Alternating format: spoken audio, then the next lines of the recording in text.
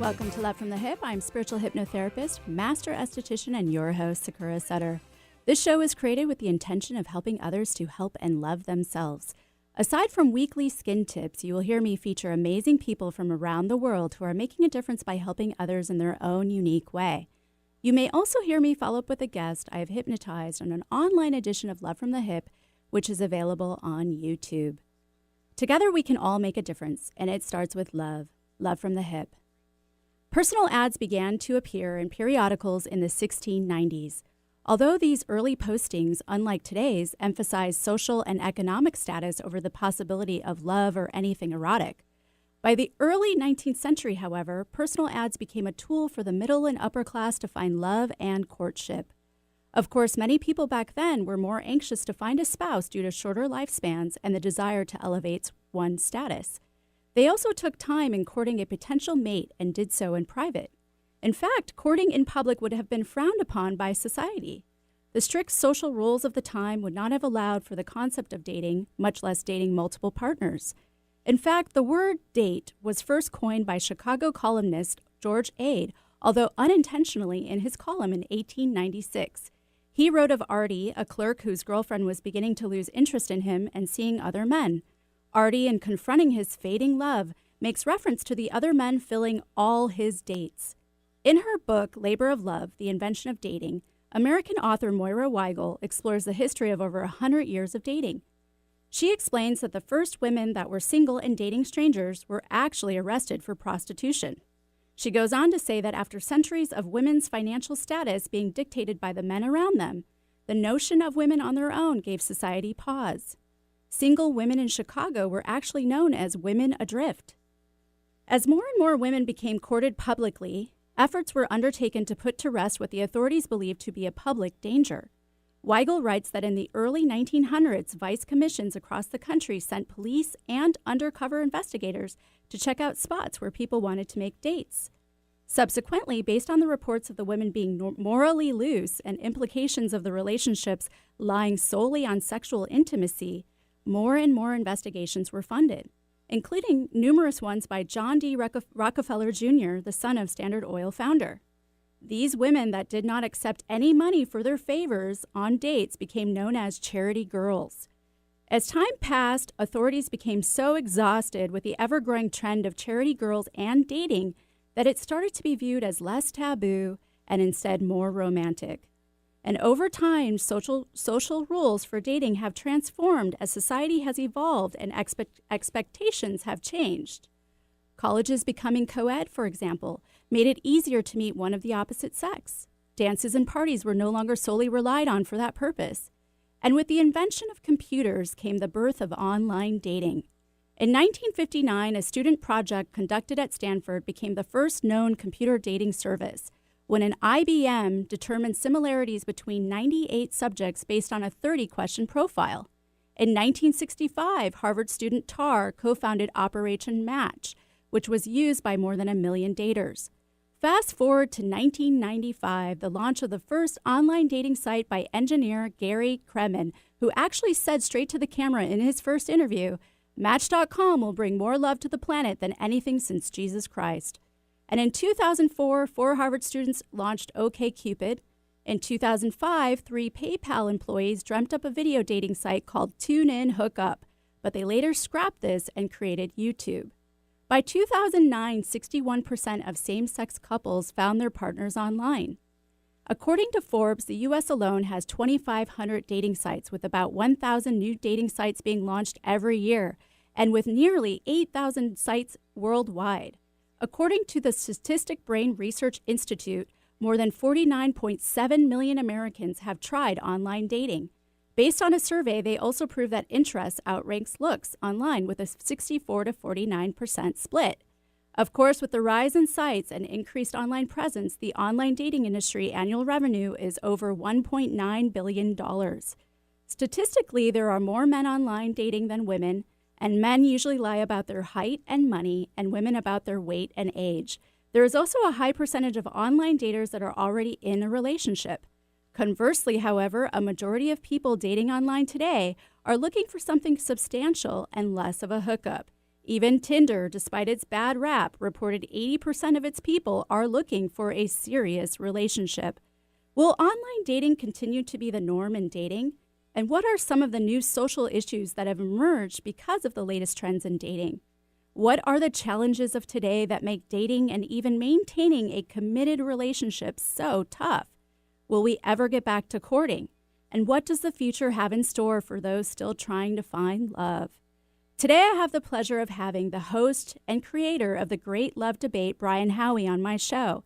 He will share insights and knowledge on dating, love, and relationships that he has collected over the years from the world's greatest social experiment on love, the Great Love Debate.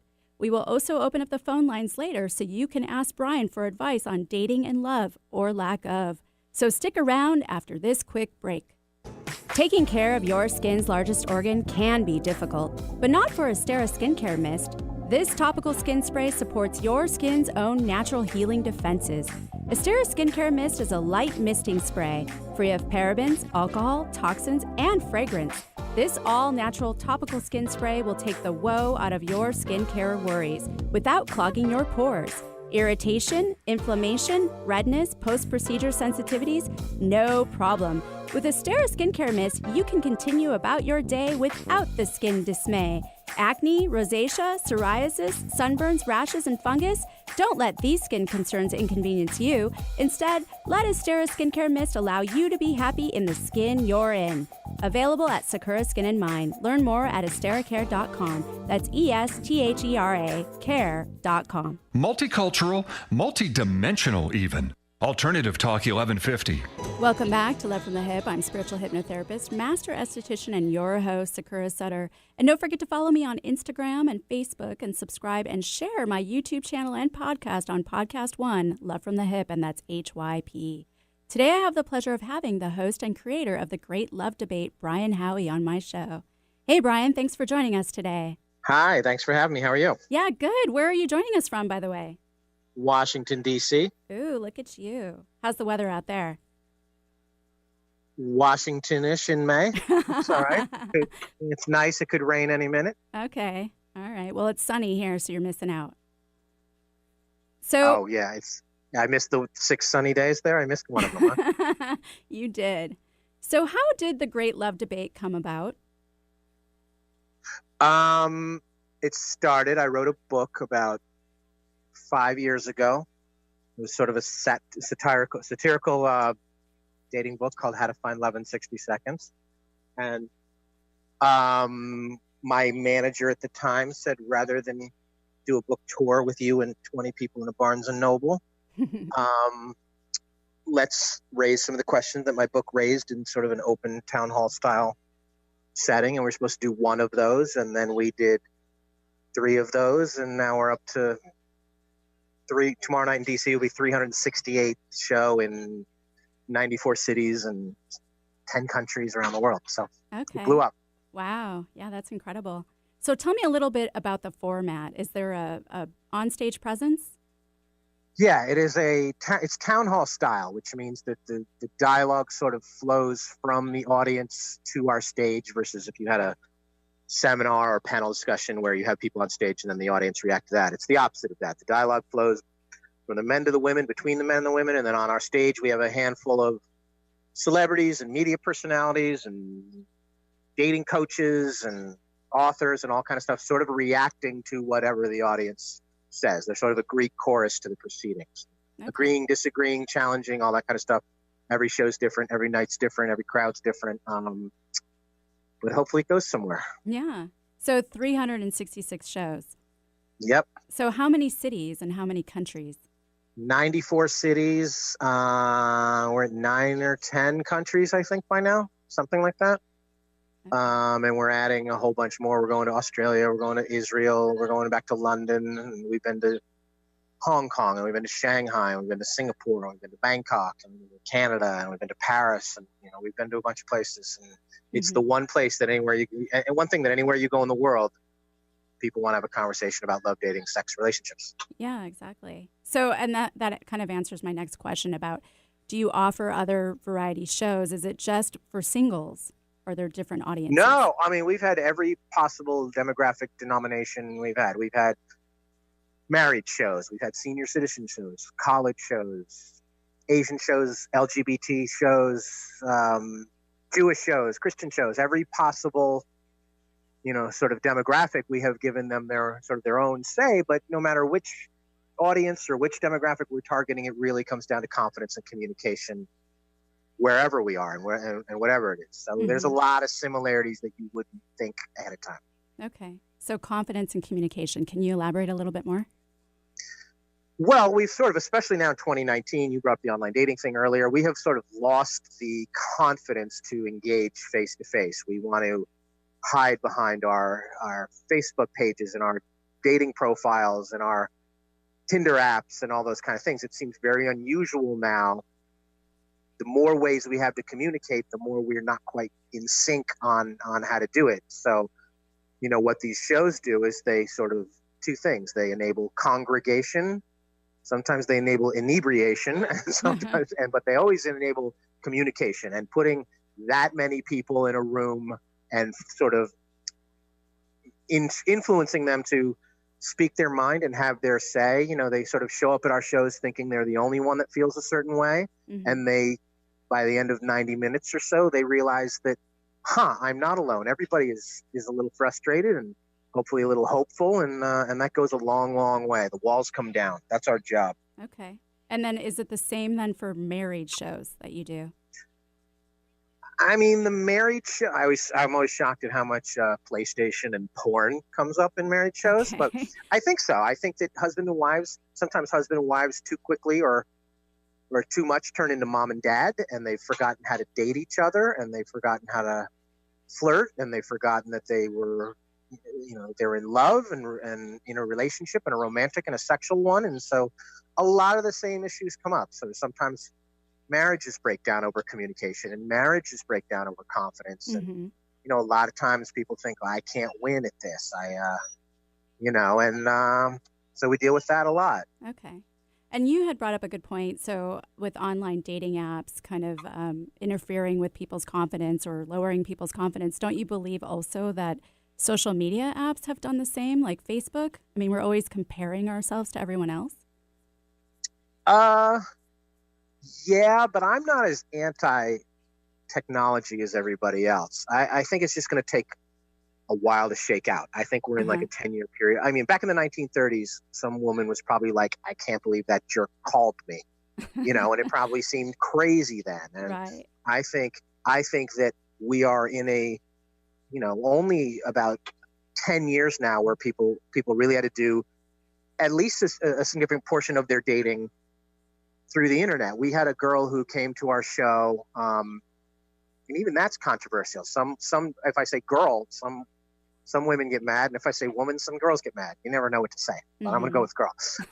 Came to our show in Chicago. She shared an Uber pool with a guy, which is a shared ride. She couldn't wait to get out of the car to find him online to say hello to him. So rather than turn her head right and speak to him, that seems so unnatural in 2019. She wanted to go home, hide behind Tinder, find him there, and then do it because it seemed crazy to do that. Wow. And I think that it's going to come back around again because I think a lot of people are trying to find these answers. And yes.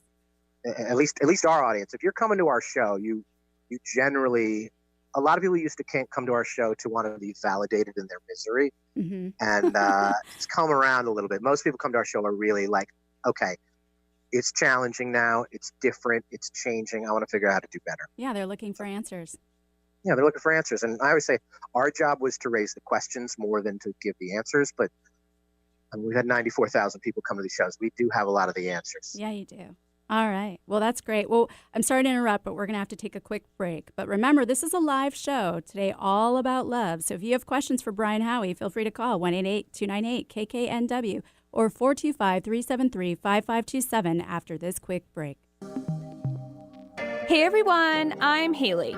And I'm Megan, and we host Sage Sisters Podcast. We're former sorority bitches who have turned into wellness witches. Behind us are the days of college parties, Seattle bar hopping, and random happy hours. Now we're seeking the secrets of true wellness and self-care. Every Friday, we release new episodes chronicling our exploration of alternative energy healing modalities, spiritual wellness, and intuitive development. You can find us by searching Sage Sisters wherever you listen to podcasts, and you can download and subscribe to our episodes on iTunes and Spotify. We've both found incredible healing through multiple forms of energy work and want to spread the love. So look up Sage Sisters Podcast and join in on your own spiritual wellness exploration.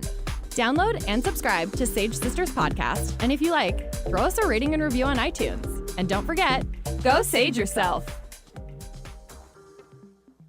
Hypnotherapy helps you discover and explore deep, sustainable life changes. Let Sakura guide your communication with your unconscious mind. Rid yourself of negative behaviors, fears, pains, and emotions. Weight loss, smoking, childhood trauma, chronic pain, and much more can be addressed. Begin healing now. Just $100 for the first session. Learn more, SakuraSkinandMind.com. SAKURA skinandmind.com. Bring out the healthy way of thinking you didn't know you had.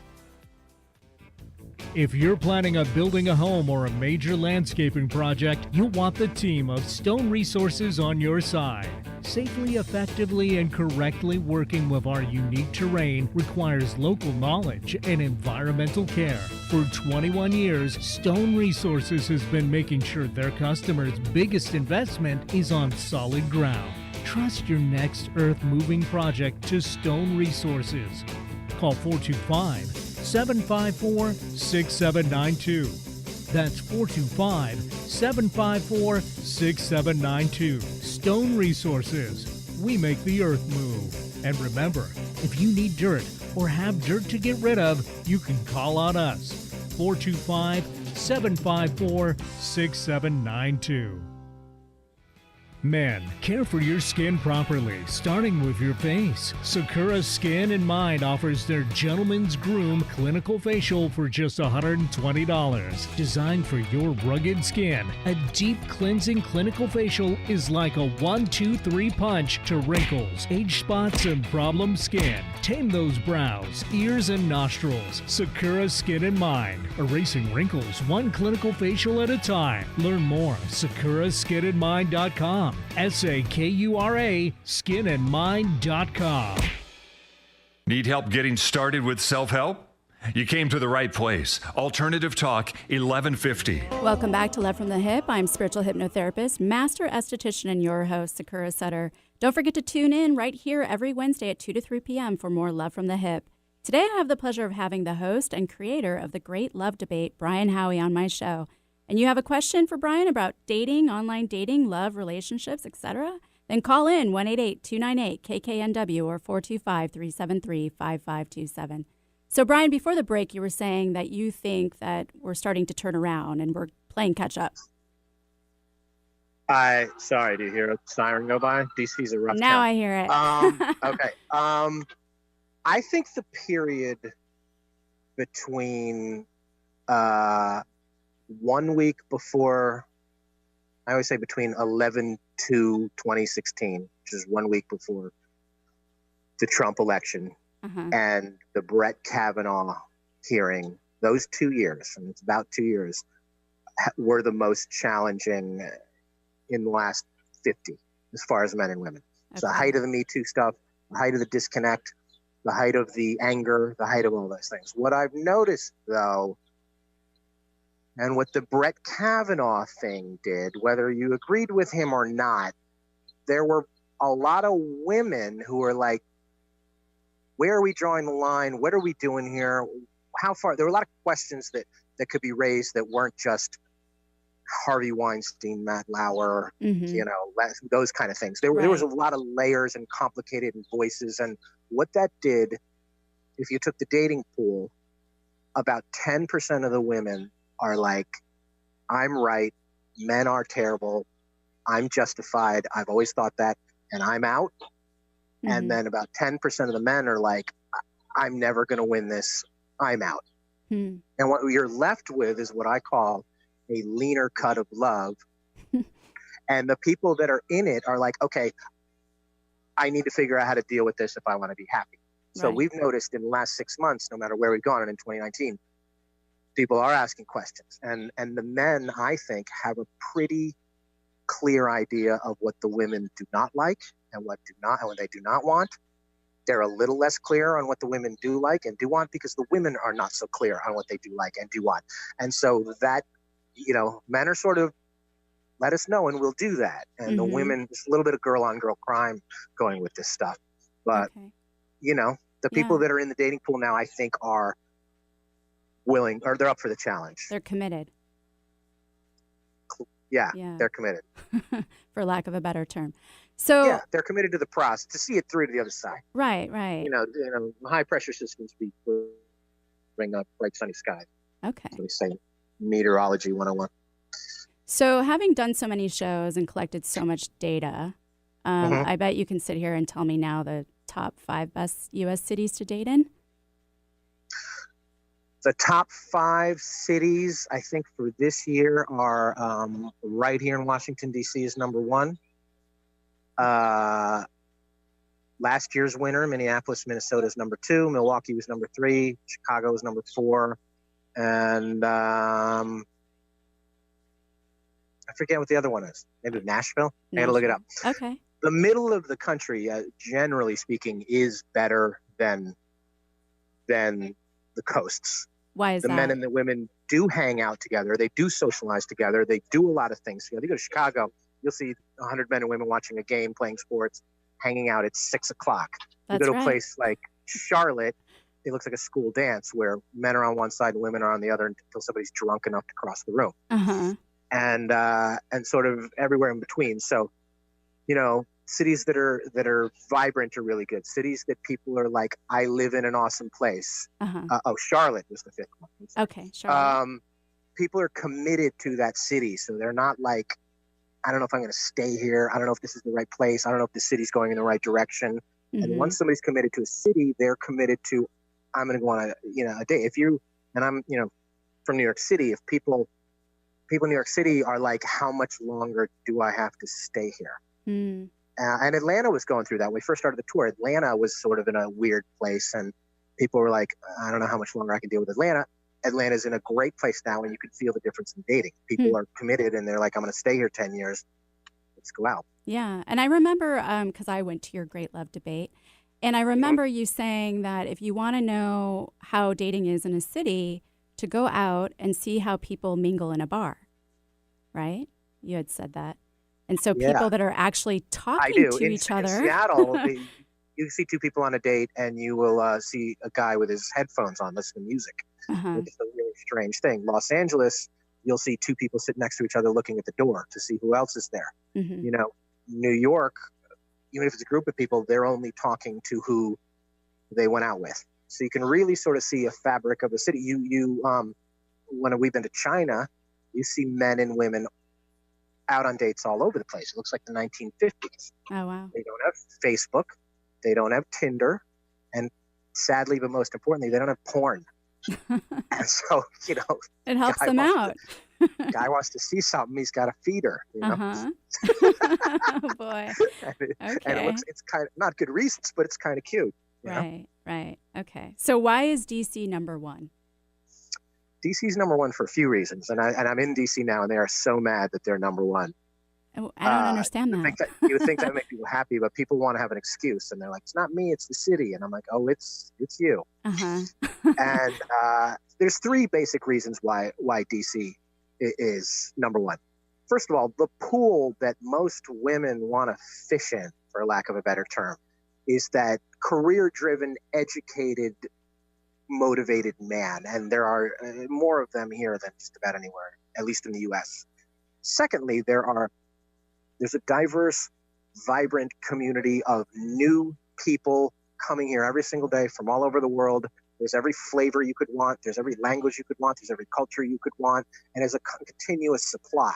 We've done shows in Cleveland where somebody would freak out and say, nobody's moving here. We have to figure this out. You don't have that feeling of, this is my last person I'm going to meet. This is my last shot. This in DC. But the number 1 reason, and it may not be the best reason, but DC is a city where people will have their fun while they're career motivated. So they're not just a place like San Francisco where they're all about, I got to get to the top of the company and then I'll go have a beer. Here, they'll sort of work and play balance is really, really good here.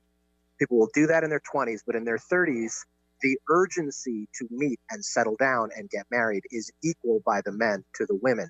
If only because you don't want to be 43 as a guy and kicking around and trying to get a job at a law firm. They think you're unstable. They won't hire you. And so it literally is perceived as a good thing to be in a stable family relationship here. Again, not the most romantic, but the sense of urgency among the men matches that of the women here like no other city in the U.S. Okay. All right. So now I hate to ask you this, but what is the worst U.S. city to date in this year? You're sitting in the worst U.S. city, Seattle. Surprise, surprise. And, well, we started for 2 years. The first year of the tour, Santa Barbara, California, we named the worst city. Okay. They don't show you that in the brochure. You know, the newlywed and the nearly dead. That's Santa Barbara. Philadelphia, Pennsylvania was our worst the next 2 years because the men were just unreachable. They were just primitive jerks, for lack of a better term. But then the Eagles won, and the men did change their mindset. They were a little less angry. They had a little less internal strife. Then the fourth year it was Denver, Colorado, which the men are just so passive and stoned, and the women are like, if we really wanted to go hiking all the time, they should serve wine on top of the mountain. Like that's it. Okay. But Seattle won this year. Yeah, how'd we take the cake? By such a large margin. First of all, we'll start with the basics. The weather there is a real thing. Yes, it is. Not only is it dark and gloomy and depressing, people walk around without umbrellas there pretending it's not raining. Like they wear their REI coat and they're squinting and they can't see each other and they're getting rain in the face. If you can't even pay attention to people around you, you're not going to go on a date. You're sure not going to hit, and you're in a hurry. Like the weather is gloomy, it's depressing. That is a bad recipe to begin with.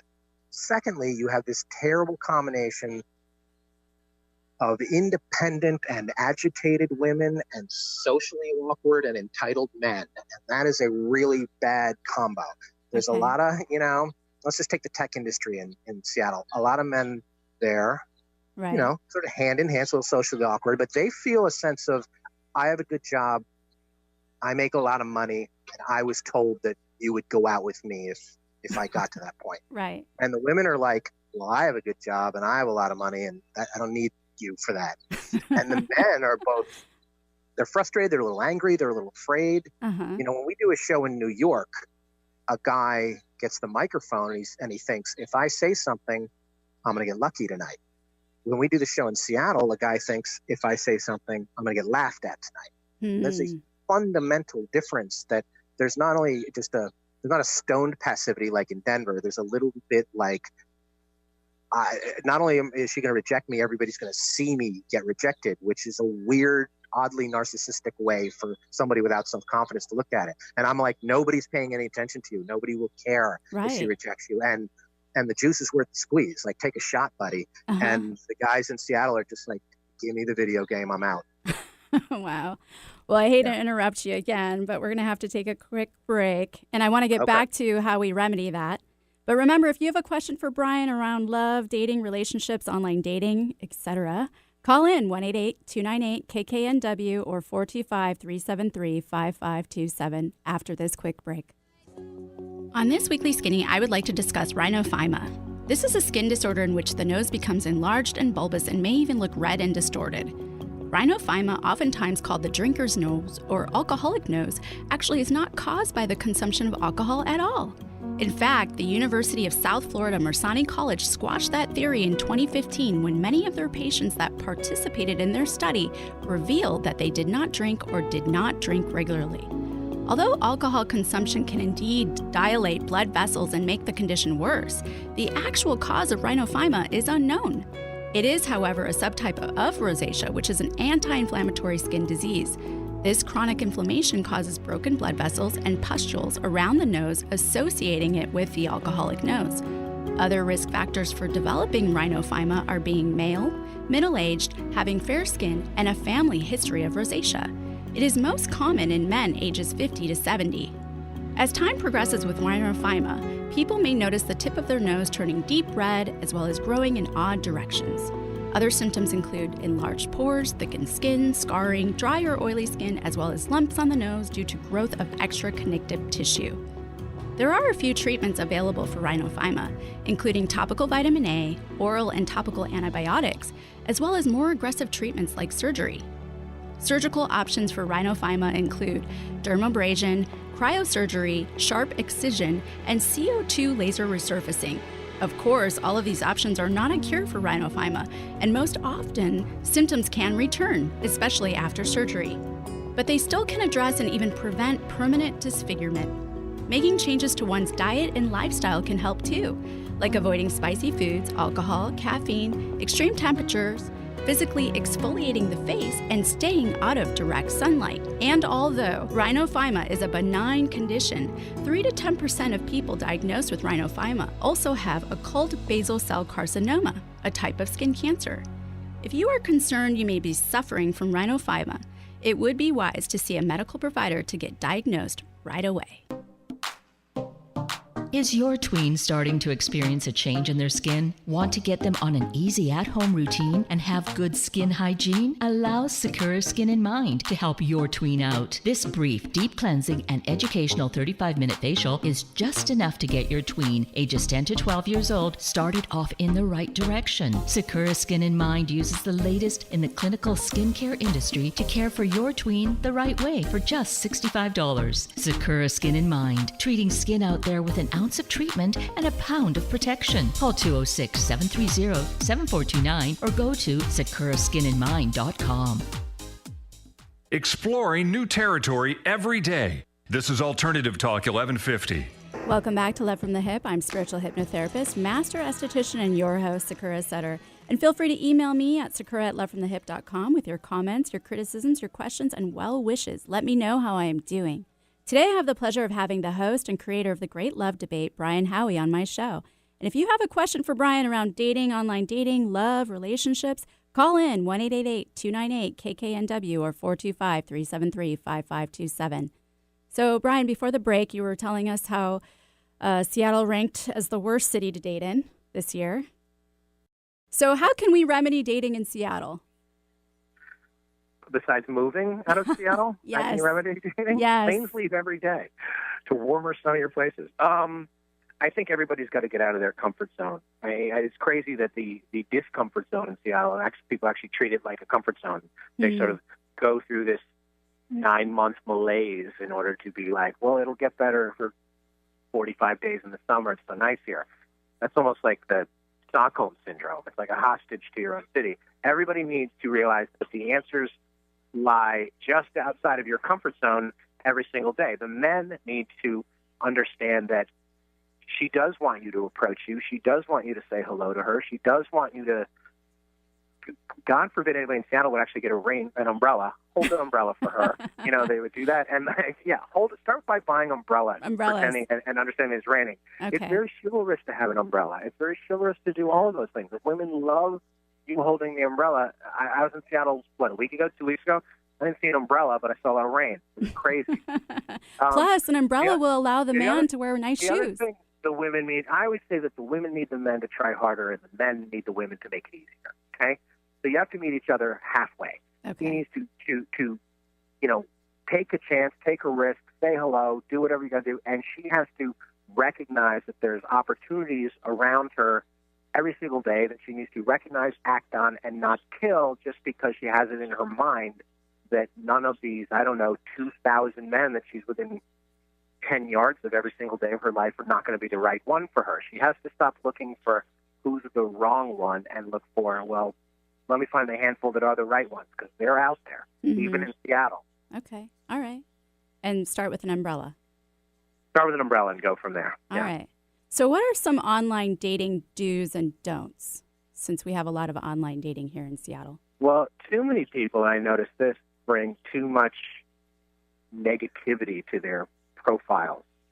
No Trumpers, not looking for a hookup, all these kind of things. That doesn't help because, first of all, if the guy's looking for a hookup, he doesn't care that you put not looking for a hookup. He doesn't really care. And so what you're doing is you're bringing negativity into a new experience with somebody you really haven't met yet, or really haven't, like, you wouldn't do that in real life. You wouldn't walk up to somebody in Starbucks and just start complaining to them. I mean, I would, but I'm from New York, you know.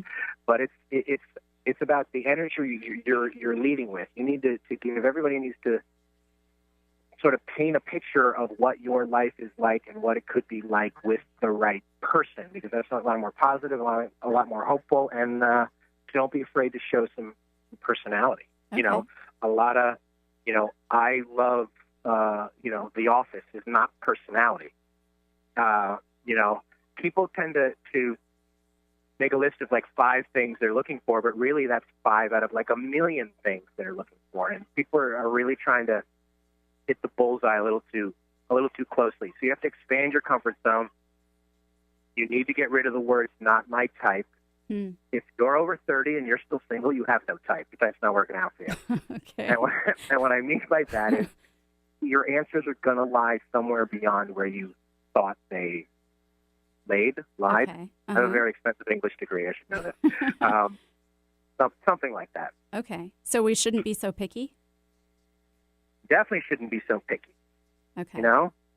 And focus a little more on what you do like and what you don't do want. And especially women, when I ask them this, I'm like, what do you like? What do you want? And the list of what they don't like and don't want is right there. It is ready to go, because they have spent far more time focusing on that. You know, to death, I've said the women look for red flags and the men look for green lights. Well, that's true. And so you have got to sort of flip that mindset. Okay. All right. And do you recommend then for dating in Seattle that people do not only do online apps, but also do those singles activities? Yeah, you need to do both. If you were looking for a job, you would absolutely put your resume on LinkedIn and on ZipRecruiter and all those things, and you would absolutely try and, you know, hit up your social network and expand that. Like, you have to do both. You can't just, you know, for years I've been like, oh, get your head out of your app, and I would say the best dating site is Earth, and I would have all these clever little things, but I don't believe entirely that. Like, you've got to do both. You got to put the technology to your advantage, and if you're uncomfortable around people of the opposite sex, like if you're a woman and you just haven't, you know, spoken to a lot of guys, go to Home Depot and just start asking for help. Seriously. Like, can I caulk this? Goes a long way with a bunch of dudes. Okay. If you're a guy, go to Bed Bath & Beyond, grab 2 towels, and say, well, do these work? You'll have 100 women want to talk to you. Like, you're going to have to look for excuses to engage out of your house. All right. Okay. And do you see online dating going away or changing anytime soon? No, online dating is definitely not going away. I think in a good way, I think the game, the you know, the sort of the major apps are still Bumble and Tinder. And the next one, the one that's going to come, is the one who somehow gamifies, incentivizes them to move offline and meet. I think that's it. There's got to be some sort of reward to, as quickly as possible, she says, let's go get donuts. Okay. Or meet me for ice cream or something like that. Like I think that's the next phase in that, is make it faster, pleasant enough online and move it out. Yeah. Okay. So less of the crumbing. People get stuck in these pen pal relationships because, you know, a guy can go back and forth. The asking her out is terrifying to a lot of guys. Not just because she might say yes or no. It's, I have no idea what this person wants to do. You know, I don't know anything about her, so he's scared to even come up with anything. Okay. You know? So that's the purpose of crumbing. It'll probably be like, it'll be 2 people meeting, and then Amazon rewards them with a gift card, and they got to go spend it at a Whole Foods, and it'll go from there. Like, I think that's the future of it. Okay. Or maybe I just had $1 billion idea and I just gave it to you for free. I don't know. Yeah. So then do you think that also these online behaviors will disappear? The ghosting and crumbing and catfishing? I don't think ghosting is new. I think we're just talking about it now. Ghosting's been around forever. When you used to go out with somebody 15 years ago and you didn't like them, you didn't call them back and tell them you didn't like them. You just didn't talk to them anymore. And we were fine with it. People are such babies now. Okay. You know? Yeah. It's fine. If you're out with somebody once, I understand after 6 months of dating, you probably should do something. But after 1 or 2 times, or even if you were chatting online for a while, that person doesn't know you anything because he doesn't even know you and you don't even know them. So, you know, I advise everybody to handle it Shark Tank style. You guys watch Shark Tank? Yeah. That it's sort of like, I like you, I'm not feeling it, and for that reason, I'm out. Yeah. Okay? Yeah. Clean, done, one sentence, it's fine. But I am not as like, oh my God, we're ghosting, it's a big problem as possible. And where you brought breadcrumbing, it's been going on since Adam and Eve. You know, people got to toughen up, Seattle. Right. Well, don't you think crumbing, though, is buying you time, just like you were saying, to get to know the person? Yeah. Well, I don't know. I mean, you don't know, you know, 2 people who want to get to know each other are going to get to know each other. Right. You know, I'm not like, you know, go out 3 times or 100 days or anything. I think you want to get to 100 hours as quickly as possible. Okay. You spend 100 hours with a person, that could take 6 weeks, or that could take, sorry, ambulances go by, somebody's 100 hours are up. You know, you spend 100 hours with somebody, at that point you can decide, do I want to have a relationship with them? I'm not even talking about sex. You have sex in 10 minutes if you like each other. But if 100 hours, get to that point. Okay. And then make your decision. 100 hours. So 100 hours is the real amount of time when you're like, are we going to try and go down a road for 50 years here? Okay. You know?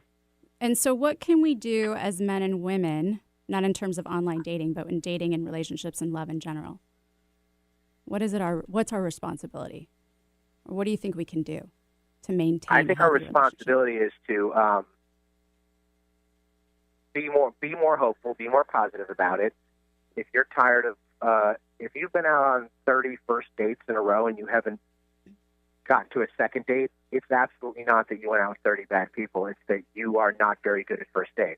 Like, everybody's got to take personal responsibility for their own dating phase.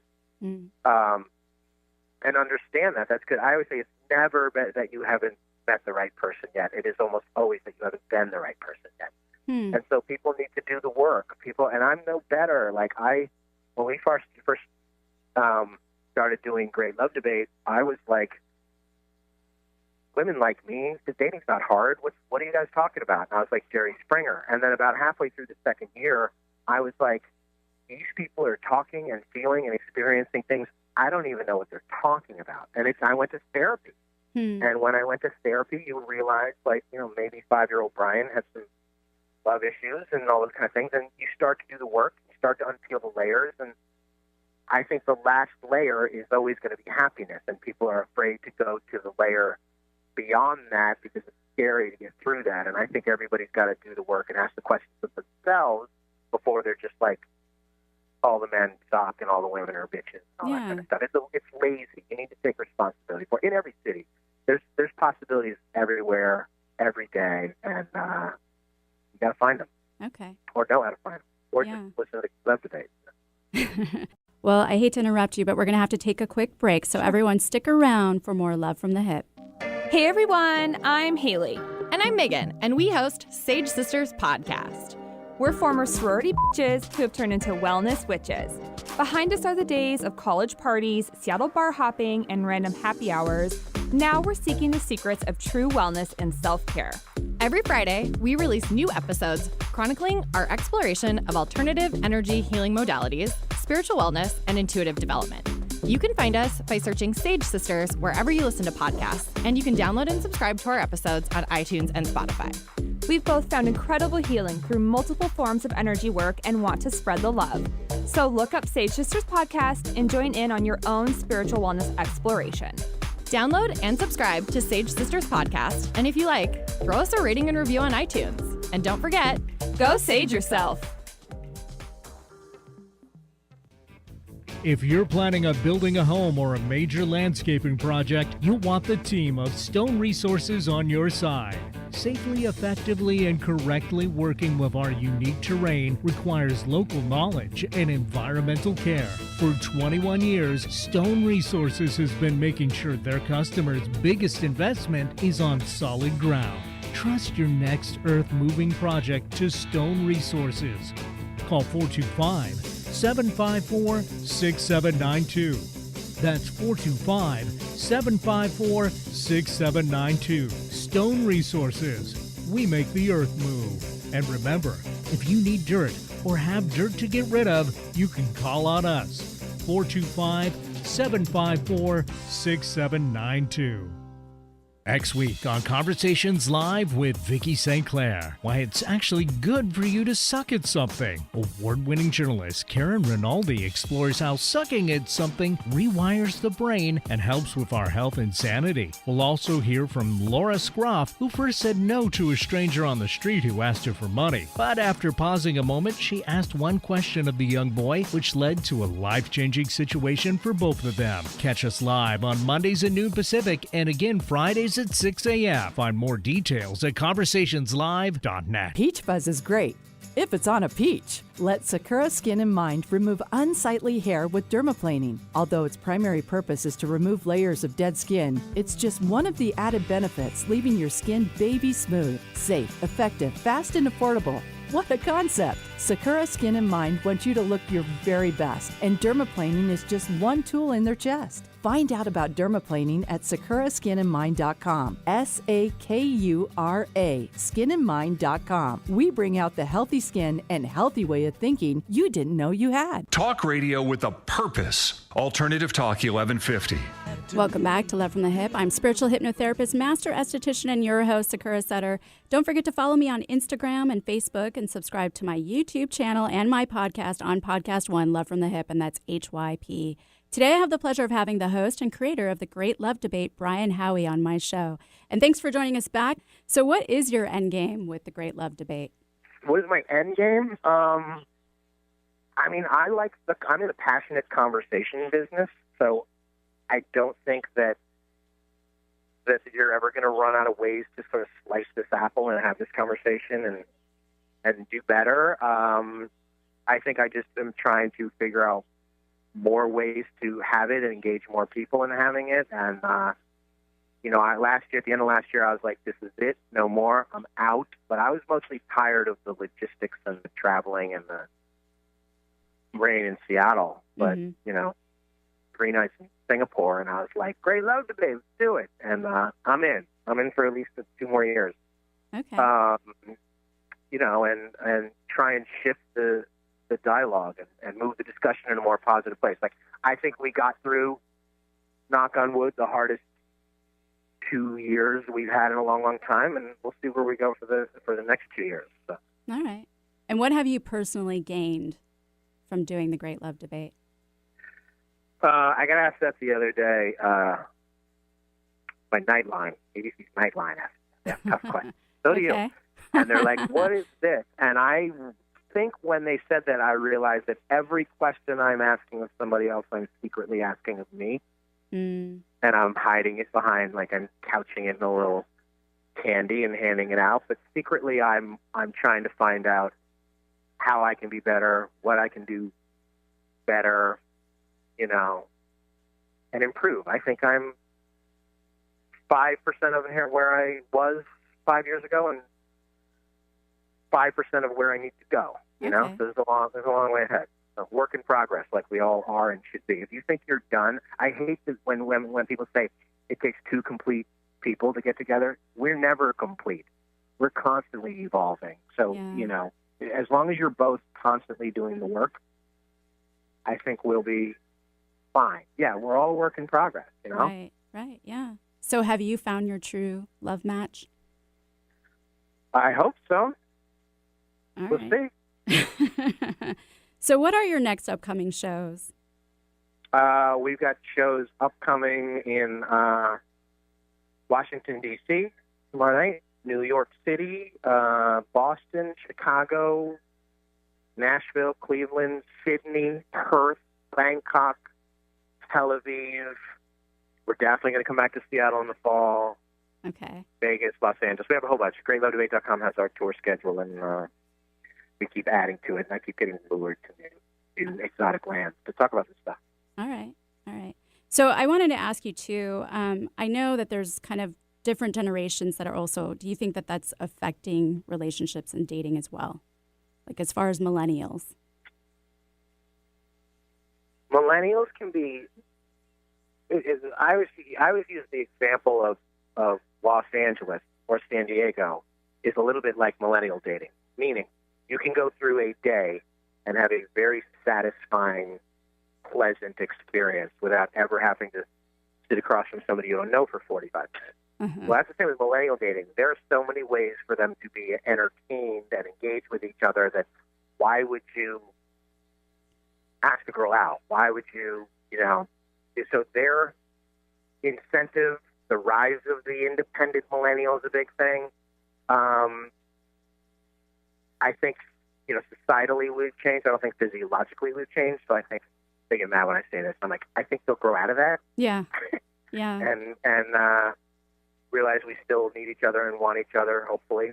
Okay. And go from there. But I think they're just a little bit slower to dive in, which is probably a good thing. Yeah.